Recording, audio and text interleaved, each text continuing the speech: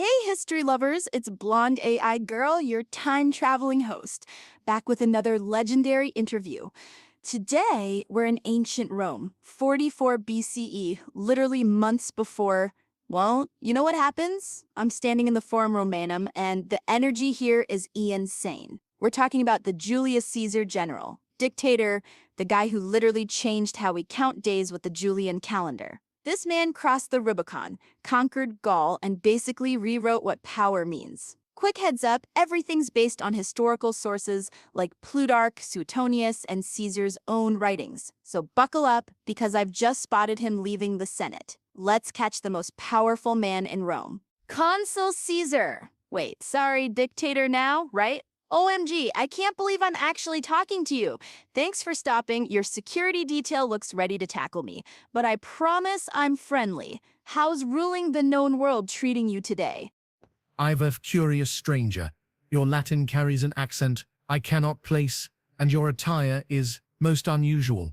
As for ruling, I prefer to say, I serve Rome. Each day brings its victories and vexations. But tell me, from whence do you hail? Not from Germania, surely. Huh, no, way further than that. Try a couple thousand years into the future. I know, sounds crazy. But Julius, you literally invented time travel in a way. Your calendar is still basically what we use. The future? Fascinating. And my calendar endures. I suspected it might. So Sejanus assured me the mathematics were sound. So humanity still marks the passage of time by my design. Totally. July is literally named after you. Like every time someone says July 4th or whatever, they're saying your name. How's that for a legacy? July. I like the sound of that. Currently it's quintilis, but perhaps a change is in order. Tell me, traveler from tomorrow, what else of Rome survives your era? Our laws, our language. Oh man, everything. Your writings are required reading. Latin phrases are everywhere. People still say et tu, brute, when someone betrays them. Oops, probably shouldn't mention that one.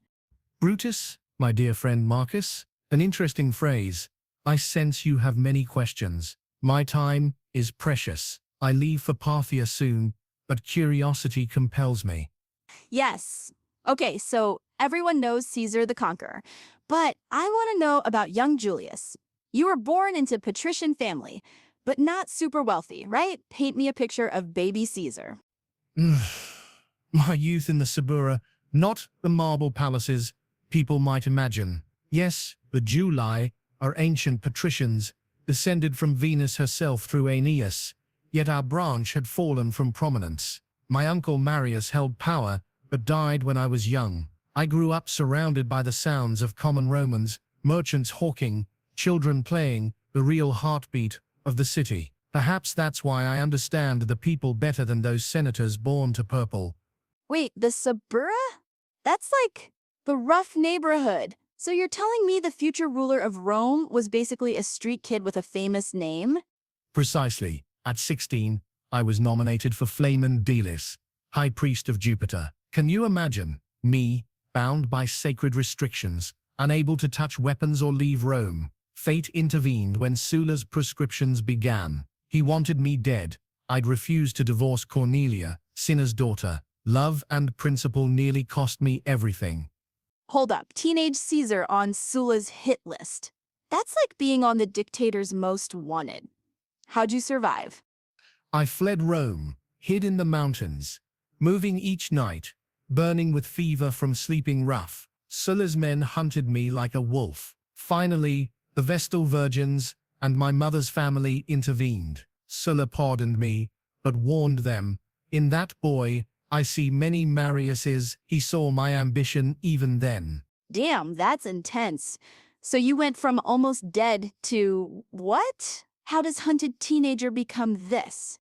Patience and audacity in equal measure. I went east, served under Marcus Thermus in Asia, won the civic crown at Mytilene for saving a citizen's life. Then came my capture by pirates near Famacusa. Have you heard this tale? Oh, the pirate story. Yes, but tell it your way. I heard you were super chill about being kidnapped. Chill? An interesting word. They demanded 20 talents ransom. I laughed, told them I was worth at least 50. For 38 days, I lived among them, writing poems, practicing oratory. I joked that once freed, I'd return and crucify them all. They thought it amusing. The moment my ransom arrived, I raised a fleet, captured them, and fulfilled my promise. Though I did show mercy, had their throats cut before crucifixion. I keep my word, but I'm not needlessly cruel. That's so badass. Like, I'll kill you later, but first, want to hear my poetry? Ha! Yes, though my verses were rather good. But this taught me something vital. Authority isn't given, it's taken. Even as a captive, I made them treat me as their superior. Perception shapes reality. Speaking of shaping reality, you've literally reshaped Rome. Consul Gaul, civil war, dictator? Like, your resume is insane. But right now, March 44 BCE, you're at peak power. What's the grand plan? Rome must evolve or perish. The old republic served when we were a city-state.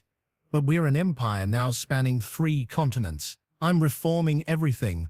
The calendar you mentioned, citizenship for Gauls, land for veterans, public works. Some senators call me tyrant, but I call it necessary revolution. Parthia awaits conquest, then perhaps Dacia. Alexander reached India by 33. I'm 55, but I have perhaps 20 years left to surpass him. 20 years? That's optimistic. But hey, the Senate seems pretty tense about all these changes. I saw some serious side-eye when you walked by earlier. Let them whisper in their corners. They forget I pardoned most of them after the Civil War. Brutus, Cassius, even Cicero, who speaks against me. They call it clemency, but it's strategy. Dead enemies become martyrs. Living ones owe you everything. Though lately, I wonder if I've been too merciful. Maybe listen to that instinct? Just saying. But let's talk Cleopatra, power couple of the ancient world. What's really going on there?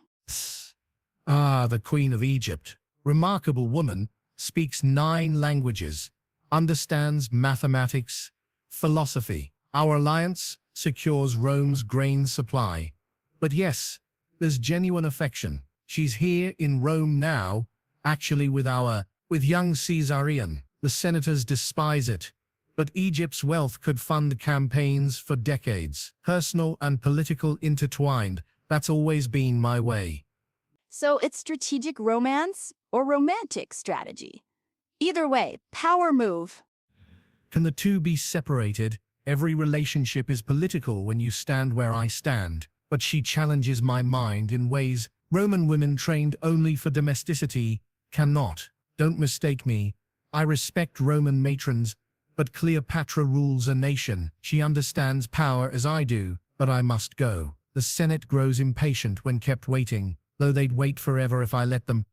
Julius, wait, maybe skip today? Call in sick? Nonsense. Caesar fears nothing. Besides, what could happen? I'm surrounded by friends.